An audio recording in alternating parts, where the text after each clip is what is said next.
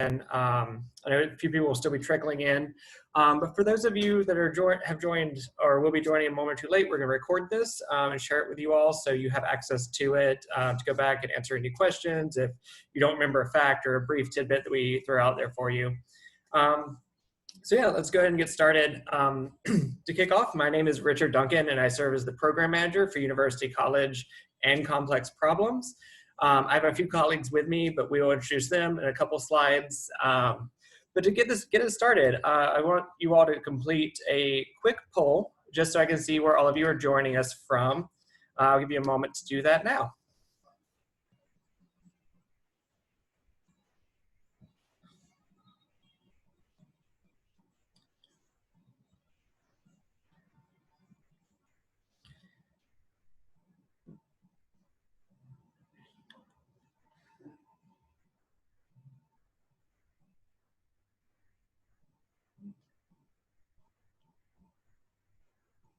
Okay, go ahead and end that. Looks like the majority of folks are joining us from the Northeast. Welcome. I personally am actually from the Southeast. I moved to DC from South Carolina. So I've been in DC now for about 3 years. So now we actually have a second poll, just to see how you're gonna fit in, you know, at AU and with the intellectual culture that we have. I'm gonna have all of you just quickly submit a poll for what is your intended school at AU. I know some of you may be undecided right now, and that's okay. I just want to get an idea for what your interests are.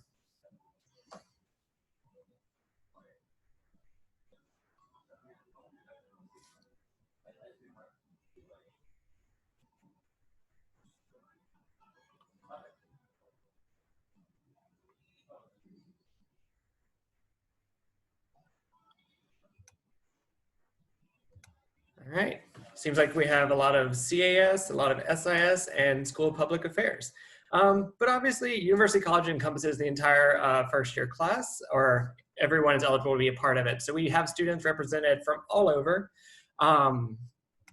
Also in this call, we currently only have about 140 of our students participating, but total, we are also now partnering with the Washington Mentorship Program. In total, we have over 600 students that are affiliated with University College this coming fall. As you can see on the screen here, also, these are some of the activities and fun things that we've done in previous semesters. This year will look a little bit different. We'll talk more about that in a few slides, though.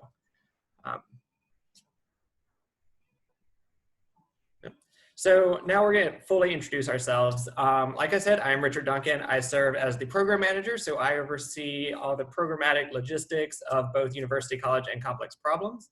And I'm joined by a couple of my colleagues here, and I'll let them introduce themselves. Becca, if you want to go ahead and... Hi, everyone. I'm Rebecca Comfort. I'm program coordinator for University College. Since Richard shared where he grew up, I actually grew up in Pennsylvania near the Allentown, Lehigh Valley area. And I've lived in DC for about almost 8 years. And I currently live in the Tacoma neighborhood in DC. Awesome, thanks, Becca. Chuck? Hi, everybody. My name is Chuck Cox, and I am the faculty director for the Complex Problems program and the University College. And I am also, like Becca, from Pennsylvania, but I'm originally from the Philadelphia area. And I've been in DC for over 20 years now, most of that time teaching here at AU in the Writing Studies program. And I'm also a faculty member who teaches in University College. So welcome. Danny? Hi, everyone. I'm Danny Briley. I am the program assistant for University College. I deal a lot with the program leaders who help you all out in your UC classes, and I answered a lot of your emails. I moved to DC about 2 years ago for grad school at AU. Wonderful. And Sabrina, are you in here? Yeah, hi guys. My name is Sabrina. I'm also from Philadelphia. I'm a rising junior who studies international relations and religious studies, and I am a senior program leader with University College. My cohort is the critical surroundings one, and within that, I'm the PL for the tactical urbanism class with Professor Keishel. Cool. And I think we also have Diane in here. Is Diane present too? Okay. Maybe not. But Diane Palmer also works with our program. She supports the assessment and learning side of the complex problem seminars. Anyway, and so moving on. Okay. So I'm going to tell you a little bit about the foundation of University College, which is our Complex Problems seminars. So Complex Problems is a first-year seminar that all of our undergraduates take as part of our AU Core, which is our general education program. And we recently revamped that general education program. We're now in the third year of full rollout. That's transformed from being more content-based to being more skills-based, more ways of thinking, more inquiry-based. And complex problems we like to call the gateway to the AU Core, because it's the course where you're going to first learn how to grapple with ideas the way in which the AU Core and your majors are going to expect of you. So as you've seen from selecting your seminar, we have a wide range of topics. These topics are designed to engage with real-world problems, to grapple with the questions and issues that don't have easy answers, but that have an effect on all of us in some way or another. They're taught by faculty from all over the campus, which is why we have such a diverse array of topics, because faculty choose to enter our program teaching a seminar that's relevant to their scholarship or their teaching or just other interests that they don't get a chance to talk about with students as often in their regular departments. And you get to work closely with that faculty member because our classes are capped at 19 students. So that's a really great opportunity right from the beginning of your college career to have that expert faculty member who is only working with a small group of you.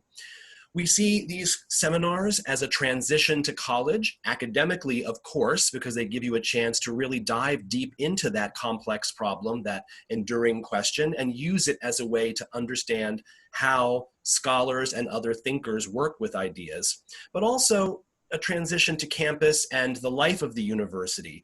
It's a chance for you to meet people right away, possibly even starting with today, and to have that immediate relationship to a group who share some of your interests. And though perhaps not quite as fully as in a normal semester, it also gives you a chance to make connections with the city. We have faculty members teaching your seminars who have connections with all sorts of government agencies, nonprofits, museums, and other institutions who will be bringing speakers and drawing upon the expertise of those organizations. So it's a great way to get to know some of what DC has to offer as well. As far as the academic side of things, the goal is for you to develop intellectual flexibility. That is, your subject matter of your course may be one thing or another, but all these courses are designed to help you figure out how to ask good questions, how to read critically, how to think about ideas in very complex and multidimensional ways that will help you no matter what subject matters you may take moving forward in your AU career. And of course, we also, because of that small class size, hope that you'll make lifelong friends in your seminar. It's a chance for you to have those 18 other people who share the interest in the subject matter you've chosen and really spend a semester working on ideas with them, sharing experiences both in and outside of the classroom. And that is the essence of what we do in complex problems. What makes University College special is that it's a subset of the Complex Problems program, where we've set aside, because of faculty volunteers, a subset of complex problem seminars. Everyone at AU takes one of these, but only the 600 of you have opted into this extra experience of University College. What we do is we then take those seminars that are part of UC and we divide them up into cohorts. Those cohorts are usually 4 seminars, though there is one that's a little larger with 7. And we choose those seminars based on overlapping ideas or ways of thinking, courses that could in some interesting ways intersect and speak to each other. And the faculty members in those cohorts work together to try to create not only a great experience in the classroom of the individual seminar, but to show how those 4, 5, 7 courses overlap and talk to each other. So you can see how the complex ideas are not only unique to your course's topic, but to these other related topics as well. And there are some other elements to these cohorts as well, which I'll let Richard tell you a little bit about. Sure. Real quick though, actually would like you all, I'm going to do another poll. We're just going to see who is representing each cohort in this conversation today. So just respond to which cohort your seminar is in.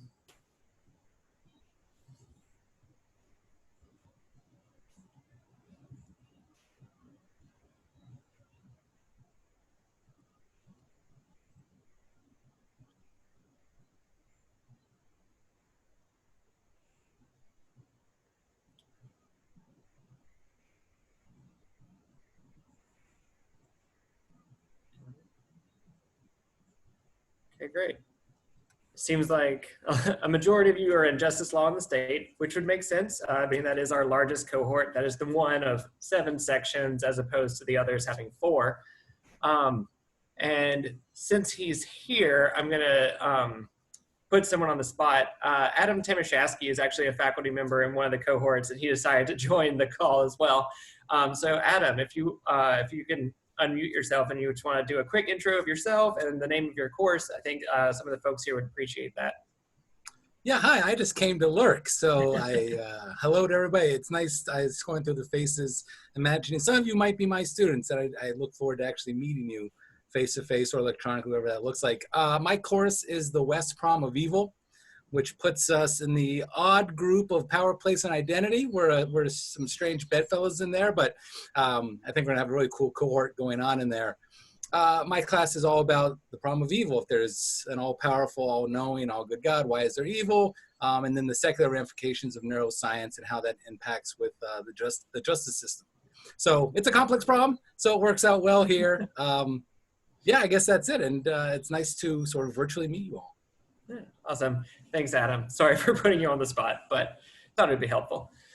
So actually, each of the cohorts, like we mentioned, are made up of multiple sections. So the faculty members have created this theme or this idea around how their courses intersect. So your faculty members in each cohort have actually been meeting and being participants in this conversation since as early as January. In fact, we're actually meeting as faculty cohorts this week to help nail out some more of those ideas and see if we can figure out how to create a really exciting community experience for each cohort. So one piece of that is events, programs, the kinds of things that will be showing up in your university college experience. There's some of these things that you can imagine, things like virtual movie nights, cohort hangouts, which we will actually be inviting each of you to a cohort-based hangout later this summer. So you can get an introduction to the faculty in your cohort, get to know each other a little bit, do a little activity, just sort of a pre-arrival introduction conversation with your cohorts. So some of the things that we have listed here are things that are on the table for conversations, for events, things to engage you all. But we have one more poll that we want you all to participate in. And it is the, a poll about what throughout all of this has been some of your favorite virtual activities. You know, is it a movie night? Is it trivia or escape rooms? Music streaming, whether, you know, just listening to music or participating in online concerts, or other. And actually, once we see where the polls land, if anybody has any neat or exciting ideas, we'll give you the opportunity to throw them out, things that maybe we haven't thought about. And maybe those are things that we can incorporate as we do our planning for fall. I'll give you another minute or so.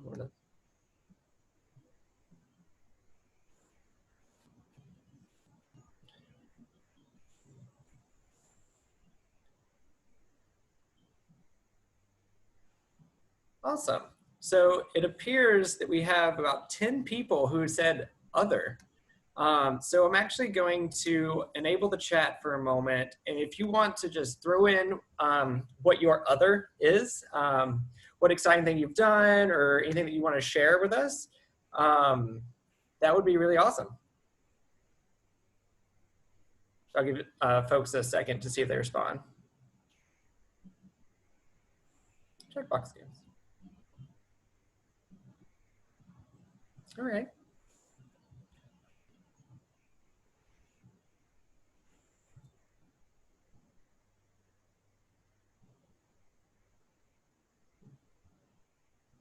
I've heard good things about the Jackbox games.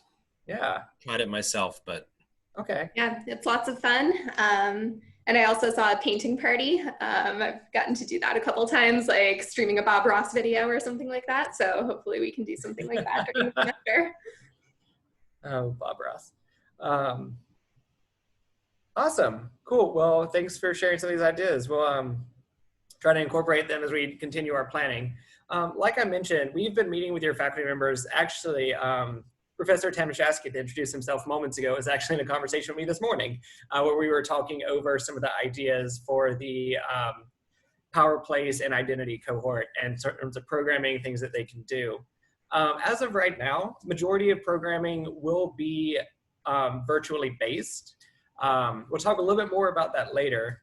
So when we're thinking about things upcoming, it's going to be largely, at least in the beginning, a lot of things like virtual movie nights, museum tours, guest lectures.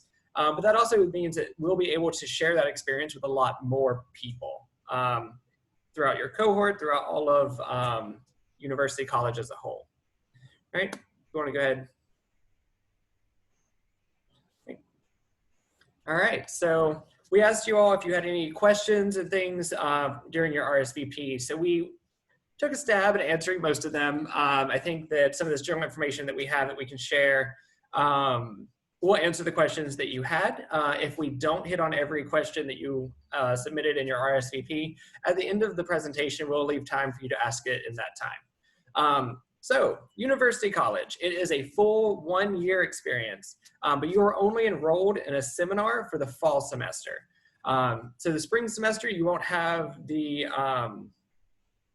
seminar component, but you'll still be in the cohort. You'll still be invited to events. There will still be programming that caters to whatever cohort you're in. So whether that's fundamental relationships, critical surroundings, you're still going to be engaged in the spring semester, although you won't be enrolled in a course tied to the program. So obviously there's some question about why are we in cohorts? Why is this the model we work with? So University College as a whole, like I mentioned, is over 600 students. That is amazing that there's so many students that want to be involved in such a exciting, engaging experience, but it's really hard to build community among 600 students.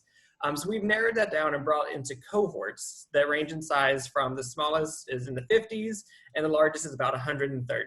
And so these cohorts give space for students to have a diversity of ideas and challenge each other and create a community of difference and newness, but also at the same time, it creates a space that's small enough to where you recognize faces and names and you can build community, feeling comfortable enough to challenge each other on, various social topics or talk about what you discussed in your class and how it ties to the class that, your friend is taking. So it really builds a smaller, closer knit community and kind of brings that large, daunting, well, the first year class is about 1,800 students. That's even more intimidating. So UC brings it down to 6, and then your cohort brings it down even smaller so that you can find a home and a community at AU, both in a social aspect and an intellectual component. And also on that point, as I mentioned about how faculty have been meeting and planning, it gives an opportunity for collaborative events and collaborative conversations to be happening across the 4 sections or 7 sections in your cohort. So your classes will be planning to do stuff together, whether that's, whether it's movie nights, shared guest speaker, doing the same reading and looking at it through your various perspectives. But these courses are going to be taught in a way where they bring the conversation across multiple sections of the class. Right. So housing, I'm sure this was a question for a lot of you. In previous semesters, we have said that University College is located in Anderson and Letts. That is not the case this year.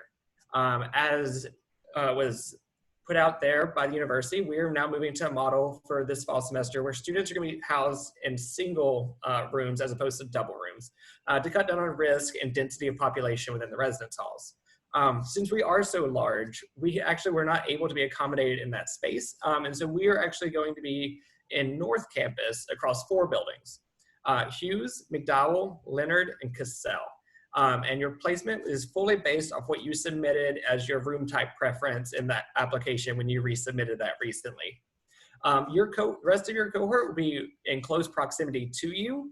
Because of the spacing needs, you may not be on the same floor, but you will be very close to each other so that if you have a friend in your class and you want to study with them or that kind of thing, that is a possibility, and you will be near each other. With that being said, with the nature of this fall semester and how things are progressing, if you are choosing not to return to campus, that is okay. We are not going to require UC students to live in the residence halls if that's not something that you're able to or comfortable doing. And you will still be able to stay at home and participate virtually. Like I said, majority of the co-curricular events are going to be held in a virtual space so that you can still participate without actually physically having to enter into a classroom or another event space. So co-curricular events, like I said, they are all of the ones that will be outside of class time will be planned virtually. These will vary whether they are seminar based, so it'll just be you and your 19 students that you're taking the class with, or 18 if you're not counting yourself. So those will be happening. Every class will have a minimum of 2 of those, where it's just you and your class engaging in a conversation relevant to your course material. Then you'll have at least 2 cohort-based ones where your faculty member will be collaborating with another class or multiple other classes within your cohort. So that you can have some of that shared experience across multiple sections and engaging with people that aren't necessarily in your specific seminar. With that in mind, so we are going to continue to follow the official DC and CDC guidelines for all future events, which does mean as things roll back and it is safe to proceed, we may start implementing in-person opportunities on top of class meetings and that kind of stuff. But for now, everything is going to be planned in a virtual space to cut down on risk for you all. And also, as you can imagine, we will partner very closely with the Housing and Residence Life so that your RAs and other hall staff are going to be partnered in creating these experiences and making sure that you're feeling connected in your community. It may be a little different, again, since you're going to be in a single room this year as opposed to a traditional double room, and you won't be at as many in-person activities. But we will be working hard to make sure that you're staying connected virtually and down the hall from your friends and classmates. And then I think the next slide is back to Chuck. I'm gonna just jump in really quick because it occurs to me we probably should back up a bit and define/remind folks what actually we mean by co-curriculars. Each of these seminars is, like I said, designed to give you that deep dive into academic inquiry and how those problems and questions connect to the larger world. Co-curriculars, as the name suggests, are activities that do that work of trying to connect what it is you're doing in the classroom, the things you're reading and discussing in your assignments, with the kinds of things that people are doing out in the world. And it's one of the most sort of exciting parts of the whole complex problems experience is that it's not bound by the classroom, even in the COVID world where we have to do things virtually. We're going to do the best we can to show how these course issues are not merely a classroom thing. So that's what we mean by co-curriculars at these various levels, individual, seminar, cohort, and so forth. Just wanted to make sure we got that out there. So those classes, I'm sure you're really curious to know how they're going to work in this mostly virtual world. Well, the classes in complex problems are going to meet online, but synchronously. What that means is whatever class time you have your classes scheduled for example, Mondays and Thursdays, 9:45 to 11, that means at those times, most of the semester, you'll meet virtually together in some online platform, whether that's Zoom or Blackboard Collaborate or Canvas. Faculty members have some leeway to decide which platform might work best. So you'll have those meetings most of the time where you'll be able to discuss and do the kinds of work that you would normally do. But we're fortunate that we are going to be able to have complex problem seminars convene in person in classrooms on an ideal basis once every 2 weeks. So if you are in that Monday, Thursday, 9:45 class, you might be meeting every other Friday in a classroom, whereas your friend who's in another Tuesday, Friday section might meet the Tuesday every other week. So the way that works is we have been given by the university 5 classrooms that are capable of accommodating over 21 people. They're very large rooms that have been cleared for social distancing practices. And those classrooms are the ones that we will share among all of the various complex problem seminars. So they hold the entire class of 19 if it's full, plus the faculty member, plus the program leader. And that will give us the chance to have those in-person experiences as well. The class sizes, as I just said, will stay the same. We're keeping them capped at 19 so that we have that experience where you have enough voices in the room to keep things lively without it being a very large class.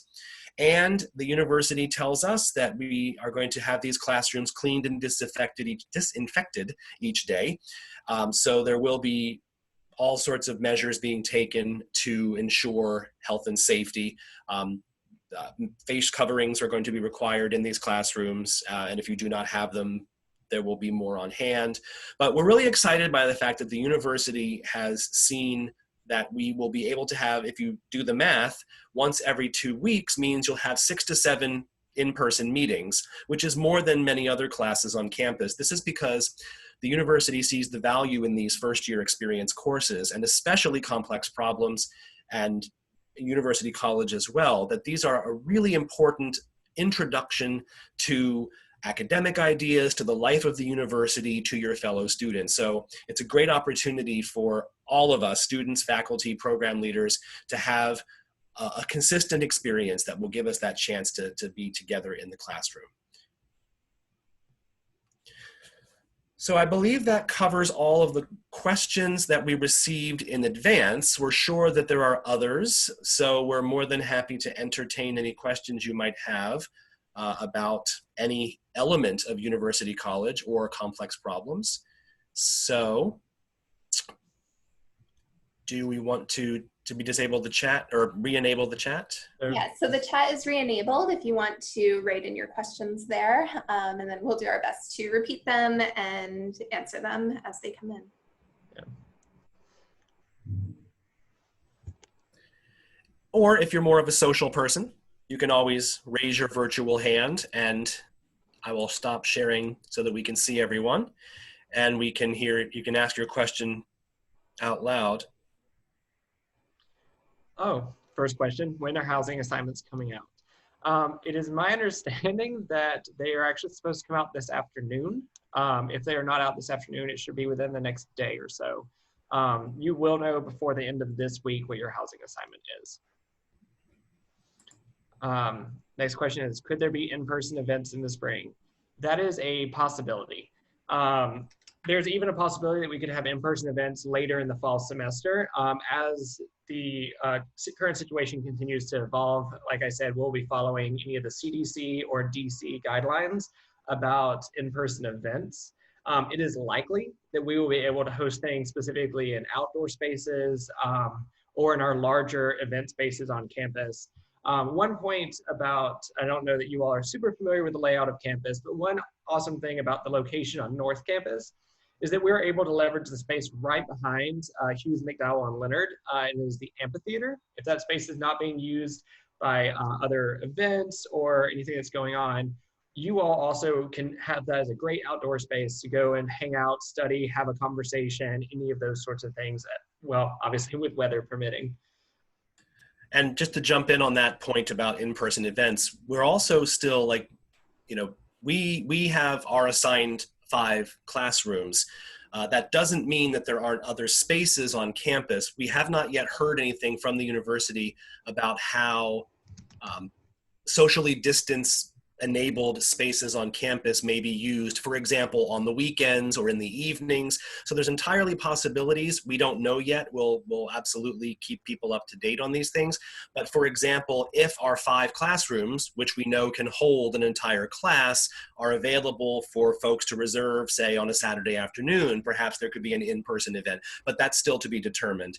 And of course, as things progress, in terms of the pandemic, if things improve and the spring semester has less danger to it, we could very well have some UC events in the spring. So there's a lot of question marks. So for now, we're planning on virtual, but there are still some very distinct possibilities as we move forward. Next question is, when is move-in? That is completely based off of your building and there's going to be a staggered move-in process, that'll be in your housing assignment email. So when you get your assignment, you'll get all information about move-in. Let's see. Just to talk a little bit more about housing, since there are a bunch of questions about the cohorts and how they're placed. So the cohorts, because of the size of the floors and the number of people in each cohort, might not all be on one floor of the building, but they'll be on adjacent floors. And then someone also asked if the housing assignment is based on cohort or what you put as your choice. And the answer is a mix of both. Housing took into account all factors to make sure that students are placed with people in their cohort, but also based on their preferences. Someone also asked about the length of UC. UC is only 1 year. And then the next question from Logan is, how are non-UC students participating in complex problems going to affect UCS? Do you guys know what UCS is? UCs. Oh, UCs, got it. Yeah, so everyone participates in complex problems across the board. Any incoming student, whether that's a new student for a traditional first-year student or a transfer student. The difference is that you all have opted into University College, which is an elevated experience. So it's one that includes cohort-based programming, community development, a lot more in terms of engagement and support. So both are happening simultaneously, right? So we, as associated with University College, between traditional University College and the Washington Mentorship University College sections, we have 40 sections of complex problems that are affiliated with this learning community. And so you all are going to be engaged in a higher level of opportunity when it comes to guest speakers or study sessions or anything else that's really going to tie to the community development with that academic aspect. Total for the fall semester, we are running 90 sections of complex problems. There will be another 50 sections where students are still participating in the classroom conversation, unpacking some deep social issues, and achieving some of the same learning outcomes. They're just not going to have the same out-of-class experience and the same level of engagement that University College students have. So to answer the question, it doesn't impact UC at all, but to let you know, all students are going to be going through a similar experience during their first year at AU, at least in the classroom setting. I also just want to add to that. I think some people were referencing the fact that we've opened registration and some students that didn't opt into UC and UC housing might be taking your class. And that should not affect your experience very much. We're going to still include those students in any cohort-based events, and they'll be invited to participate in everything that you all are participating in. Yeah, one quick clarification about the non-UC complex problems is everybody takes complex problems. Not everybody takes it in the fall. There are about, depending on the semester, 50, 60 sections that are offered in the spring, which would be non-UC. So there may be some students in your other classes who aren't taking CP, but that's because they've chosen to put it off to the spring semester. I'm going to jump in and answer a pair of questions that are related. Two folks asked about online versus in-person classes. The quick answer to Olivia's question is no, there are not going to be any classes at AU that are fully in-person. It's just not possible with social distancing issues. There are no spaces, there are not enough spaces, I should say, big enough. The 5 classrooms that I mentioned that we have for complex problems have to include all 90 of those sections in the fall. Spread out across the schedule, spread out across those rooms. So there's not going to be any classes across the schedule that are fully in person, but many classes are going to have an in-person component like we are. I believe most first year and other undergrad classes are aiming, depending on the department, for 3, I believe is the targeted number of, it depends on the size of the class, of course.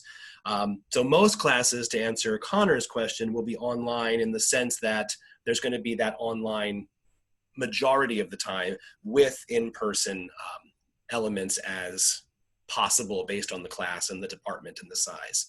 So that's the sort of modality. And again, outside of University College, what those classes look like is going to depend on the department, whether they're synchronous, meeting in person, asynchronous, meeting, not meeting, but be having shared experiences and so forth. So you'll want to, you should be hearing from various professors in various departments to letting you know what the modality of those courses are, and how they will run. But our classes, like I said, are going to be online, synchronous, with those 6 to 7 in-person meetings once every other week.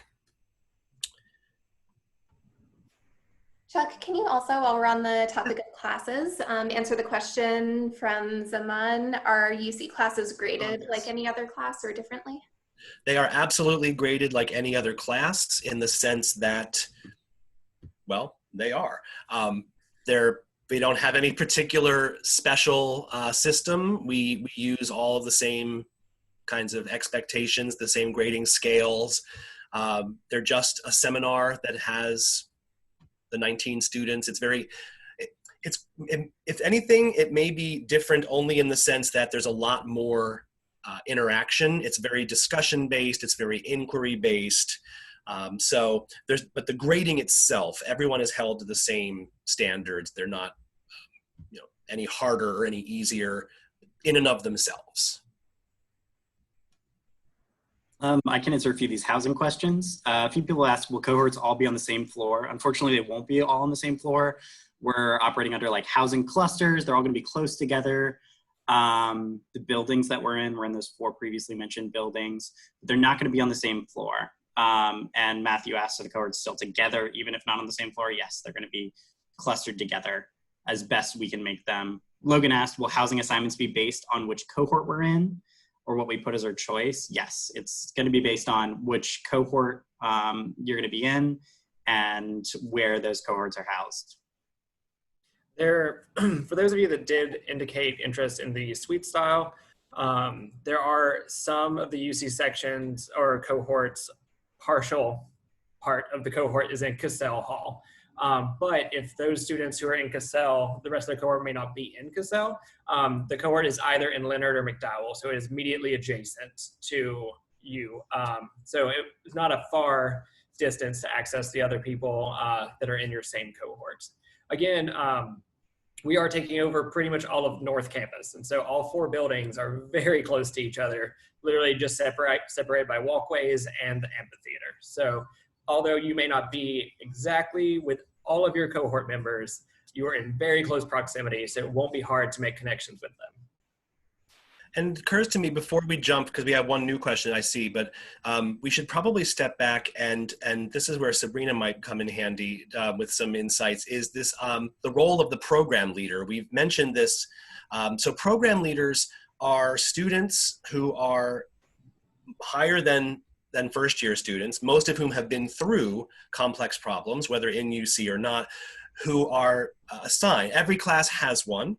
And this student works with the faculty member and the class to also enhance the experience in the classroom, but especially in University College, to help foster that community. And this is going to be especially important since we're not going to have that all on the same floor. So I don't know if, Sabrina, you want to talk a little bit about what you do as a program leader, and that might give some ideas about how we're going to manage this community across cohorts.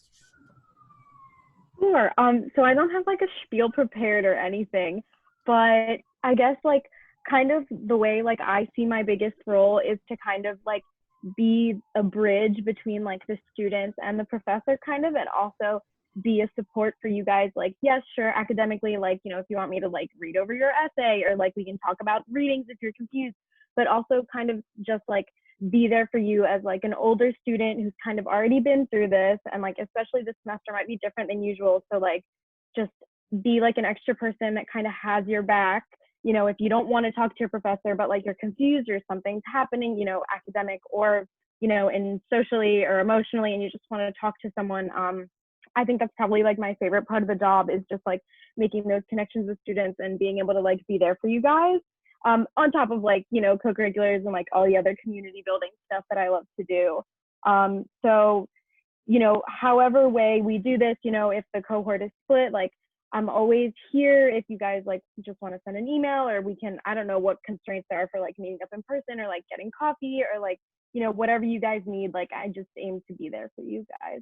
Sorry, I don't like have a spiel, but yeah.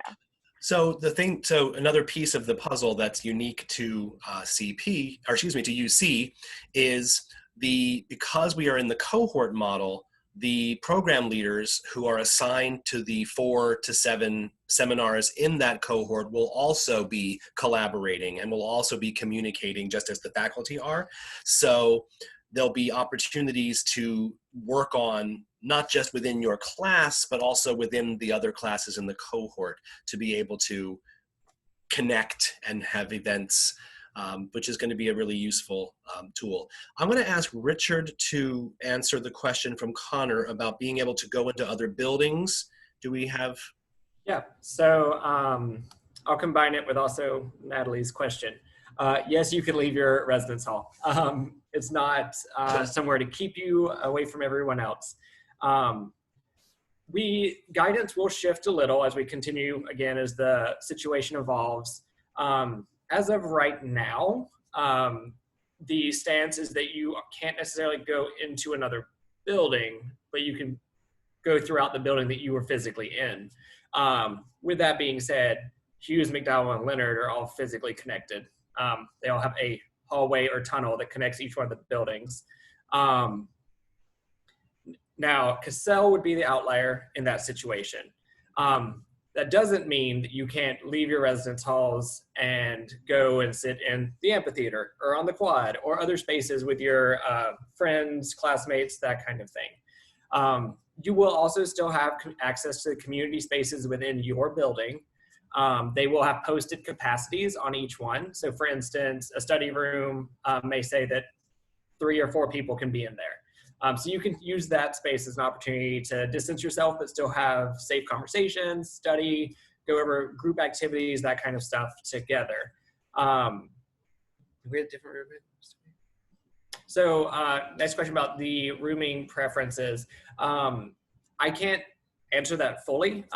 It's a mix of what you preferenced on your application in addition to your cohort placement.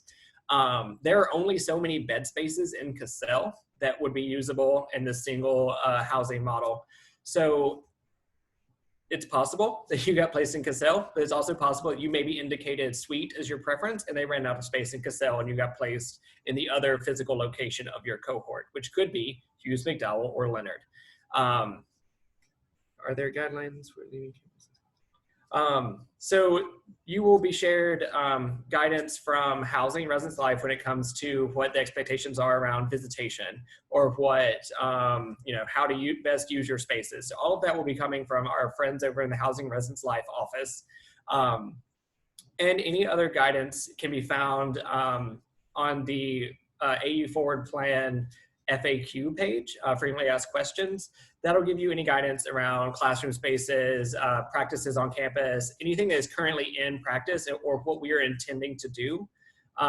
So all of that can be easily reviewed. We will also share it with you all after this meeting. We can link in an email to all of those documents so you can have the opportunity to peruse. But all guidelines are currently out that are planned for. Again, that is limited visitation in residence halls, that is limited capacities in rooms and buildings, and that is also limitations placed around ability to hold events and meetings. All of that is already public on our risk management website you can just go to the website, type in AU Forward in the search box, and it'll have all of the documents with current guidance on each of those conversation pieces. And to specifically speak to leaving campus, that's also part of that conversation as well. I'm not sure about the fitness centers. Does anybody?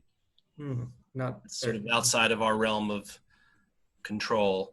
Yeah, that's something that should be available on the FAQs. So we'll check into that and send out the FAQ after this meeting for sure. And I also just want to kind of reiterate that if you're still questioning about your housing assignment and things like that, the housing office is going to be providing a lot more of these details about how assignments work and how safety works within each residence hall. Mm-hmm. So while we don't necessarily know everything about the those residential rules, if you will, that will be coming out sooner or pretty soon via the housing office. So we'll all be kind of learning together about all of that. Can you keep a coffee maker in here? I don't see why not, but I don't know. So if it's a coffee maker with an automatic shutoff, or one that does not have the little hot plate, those are the fire hazard concerns. So if it does automatically shut off, or if it's like a Keurig, those are usually allowed. Those that, older ones that maybe don't have the auto shut off, and the ones that are like the hot plate ones are not usually permitted for the fire safety aspect. Again, you can actually find that on the housing website. Yeah, all the rules about what you can and can't bring. So I want to bring it back to one question that we missed a little bit earlier, which was someone asked, were you supposed to know what your cohort was before joining this meeting? So if you know what your UC seminar is, then you can easily go to our website and look and see which group it's with. So that's on the University College website. So you should know, it was also in your welcome to UC email if you received that. So you can check to make sure that you did receive it in case it somehow went to your spam folder or something like that. But if you're still not sure, please feel free to reach out and send us a message just to confirm what seminar you're in, what cohort you're in. We're happy to take those individual questions via email. And as Richard mentioned, I believe earlier, we are going to be hosting some cohort-based hangouts in July. So you'll be getting messages from the faculty and program leaders and us about that. So that'll be a chance for you to, actually get to know your cohort better, more specifically. And I think even before that happens, you may begin to receive emails directly from your faculty members, your professors should be reaching out to you in the next week or two to tell you a little bit more about their seminar, a little bit more about what kinds of things they've got planned. So you're going to be getting a lot of information about your individual seminar and your cohort in the coming weeks, more directly from the source than us. So that's something to watch for. Just on the last couple of questions, yes, common spaces will be opened. Like I said, they'll have posted capacities over how many people can be in there at one time. Additionally, you can bring a microfridge. The vendor that AU works with to rent microfridge is actually offering a discount this time because of the need to have separate spaces. And so you can actually find all of that information on the housing website, the vendor that they offer, but also the appropriate measurement for if you choose to bring your own microfridge, because there is a size limitation around that. I am not sure how much it costs. I have not rented a microfridge in a really long time, so not certain, but I know it is at a discounted rate this year rather than previous years.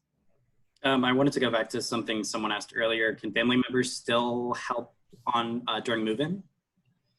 So all move-in information will be in your housing assignment email. That is currently up in the air. They're actually hoping to provide a contactless move-in, whereas you will put your stuff in a place, someone will then come get your stuff and put it in your room for you to cut down on the person-to-person interactions. But that official plan will be announced. The information about move-in will be announced with your housing assignment. Right, cool. Any other questions that are not necessarily about the residence hall or move-in? Jessica asked earlier about non-UC students taking UC courses and how that will affect classes and events. It won't affect anything. They will just be invited to all of the additional events. Because of the unique nature of this fall semester, we allowed some folks to join UC without being a part of UC in terms of the housing component, because of the fact that a lot of people, like I mentioned earlier, are going to elect to, not a lot, but some people, due to their own personal situations, are electing to not return to campus. And if that is their choice, we don't want them to miss the opportunity to have extra community development and faculty interaction and co-curriculars. So we are still allowing folks to participate, and they will still be invited to all the same events, all the virtual events, but they will not necessarily be in the same physical like residence hall space as you all. Bradley just asked about readings. The short answer is no, not in the programmatic sense. Like, we don't have a university college shared reading. The university has the Writer as Witness program, which is primarily something that happens in your college writing classes. So there's a book that the first year class is asked to read, and the author is going to be coming virtually to campus. But as far as university college goes, no, we don't have a programmatic reading. Now, that's not to say that as you meet your faculty and your cohorts, we know some faculty and or cohorts may be suggesting things, movies that could be useful to watch before you meet, but there's no requirement to actually do any work before you arrive, at least not academic work. There may be some fun things to do, but not necessarily readings. Yeah. In the cohort meeting we had this morning with the power, place, and identity, some of the things they had talked about were sending out really interesting or useful podcasts in advance, or like TED Talks or anything that's really just a kind of a fun engagement to kind of set the stage for the conversation. It won't necessarily be you need to read a book beforehand. Right. Another idea I've heard some cohorts talk about is the possibility of encouraging students to contribute to a collaborative playlist of music that represents the themes of the cohort. So there's a lot of opportunities to engage before you come to campus, but not necessarily academic work. We don't want to do that to you. But it's a great question. Other questions about the courses, the programming? Awesome. Yeah. Great. Well, the work, I don't know, because it's each of these seminars is pretty unique. You'll have everything from conventional types of papers to presentations. There are courses that do multimedia assignments. We really leave it pretty open for what the faculty member wants to do based on the theme of the course, based on their expertise. So they really run the gamut. But the good news is, because these are not traditional content courses, like we're not teaching you the basics of psychology and expecting you to learn all that. It's more about exploring ideas. That opens up a lot of possibilities for many different kinds of assignments. And I think some of the most creative assignments I've ever seen in my time at AU have come out of various complex problems and university college seminars. So I can't answer the question, but in a good way, because there's just so many possibilities that you'll encounter. Can I share something really quick about those assignments? Please. So when I was a freshman, first semester, I took the complex problems class, Death, Dying, in the Afterlife. And one of our courses for that was that our final assignment was to plan our own funeral, which sounds ghastly, but it was actually like a really fun and amazing assignment. And like at the end, like everyone talked about it, it was really great. So it's not kind of out there stuff that you would never really think to do, but like actually really like enriches you like as a human. So they usually tend to be pretty cool assignments. Yeah, thanks, Sabrina. Any other questions or anything? There's the question from Logan about the cohorts. Yes, someone answered it in the chat also, but the answer is yes. Okay, just wanted to make sure we were. Preferences were weighed for both preference of room type and also UC cohort. There is a possibility that you and a few others from the cohort may be in Cassell versus another building. If you and a group of others got placed in Cassell because you preference suite style, and also there was available space. I believe there are only 3 of the cohorts that have portions of them in Cassell. But you, again, once you get your housing notification, you'll know your personal placement, and also anyone else in your cohort will either be in close proximity to you in terms of like if you were McDowell 3rd floor, they could be McDowell 4th floor, or they're in just an adjacent building. So for instance, if you were on the 5th floor of Leonard, they might be on the 5th floor of McDowell. Close proximity, we obviously had to do it based off of bed spacing and following the new guidance around social distancing and, you know, diminishing risk. I can't tell you currently which cohorts have space in Cassell. I know it's only a couple of them. It is not public information, and you'll get that once you will know your personal placement when you get your housing assignment. We'll also be able to talk a little bit more specifically about it when we have our cohort hangouts, when it's just your group. We can talk about where you live and whether or not that's exactly next to each other or one floor apart or in a different building, and we can strategize a little more about how to create community with that. Yeah. Those will be a great opportunity for you and your program leaders and possibly faculty members to talk about things like that, how to use the space well. Yep, so you will, in the next maybe week or so, are gonna start getting invites to your individual cohort hangout. In that invite, you're gonna get the date, the time, the RSVP link, and then in that will also include every single class that is listed in your cohort in terms of the seminar title and topic and the faculty member who teaches it. Ideally, most of the faculty members will be able to attend that cohort hangout, and you'll get to meet them and interact with them. And they'll plan some conversation and activities, kind of get you prepared to what this community development is going to look like. But yeah, that should be in the next week or so that you're going to start getting those invites. So be on the lookout for an email that looks similar to this invite, but it'll be cohort specific. Any other last minute questions?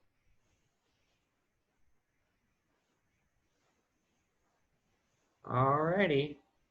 Well, thank you all for spending some time this afternoon with us. It was great to see some of your faces, to interact with you, whether that be in the chat box or on the polls. But we look forward to seeing you throughout the summer with the cohort hangouts, but then also welcoming you to campus in the fall. If you have any other questions that we didn't get to today, feel free to email us. Our email address is universitycollege@american.edu. And also we'll make this recording available to you all. Yeah, we look forward to interacting with you more. Hope you have a great rest of your day, and talk to you soon. Bye.